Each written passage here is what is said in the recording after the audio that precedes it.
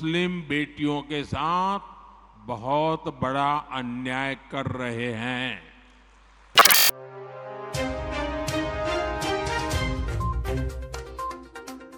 मुझे लगता है, यानी ये देखिए, हमें थोड़ा अध्ययन करना चाहिए। मुझे लगता है कि जो भी 3 तलाक के पक्ष में बातें करते हैं, 3 तलाक की वकालत करते हैं, ये वोट बैंक भूखे लोग मुस्लिम बेटियों के साथ बहुत बड़ा अन्याय कर रहे हैं।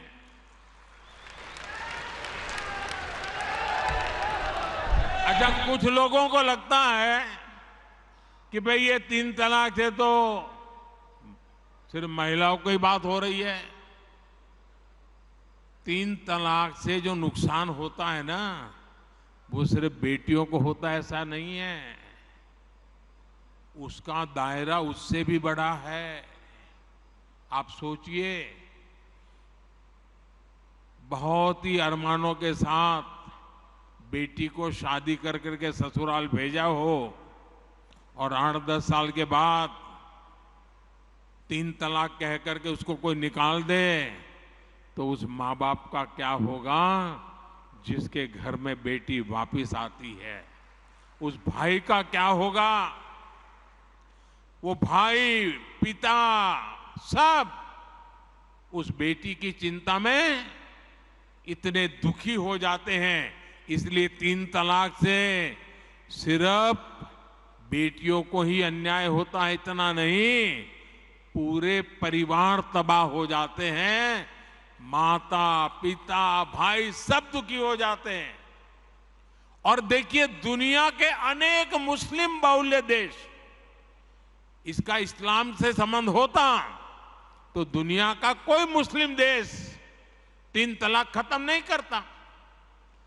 मुस्लिम बाहुल्य देश जहां पूरी तरह इस्लाम राज्य है, वहां भी 3 तलाक बंद कर दिया है। मैं परसों इजिप्ट में था, मिस्र में था। मिस्र में, इजिप्ट में 90% से ज्यादा सुन्नी मुसलमान समाज है और इजिप्ट में आज से 80-90 साल पहले 3 तलाक की प्रथा को समाप्त कर दिया। हमसे 90 साल पहले।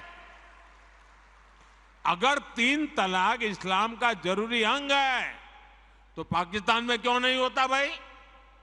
अगर 3 तलाक इस्लाम का जरूरी अंग है तो इंडोनेशिया में क्यों नहीं होता?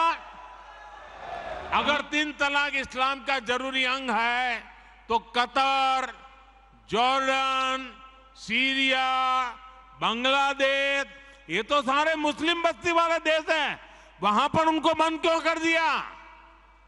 मैं समझता हूं कि मुसलमान बेटियों पर 3 तलाक का फंदा लटका कर कुछ लोग उन पर हमेशा अत्याचार करने की खुली छूट चाहते हैं।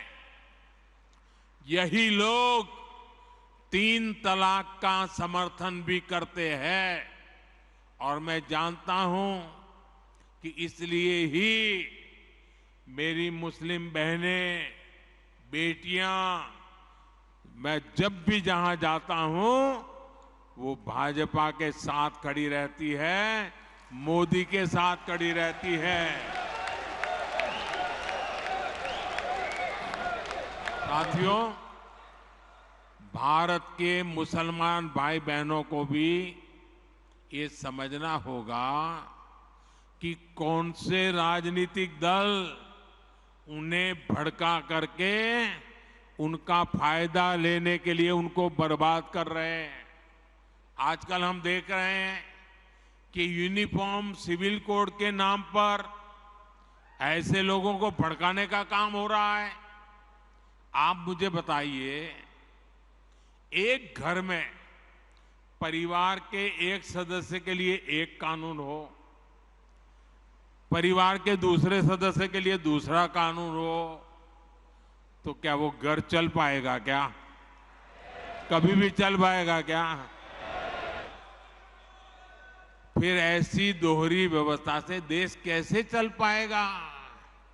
हमें याद रखना है कि भारत के संविधान में भी नागरिकों के समान अधिकार की बात कही गई है।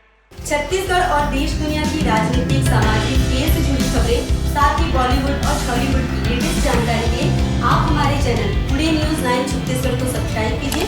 साथ में आप बेल आइकन को जरूर क्लिक कीजिए।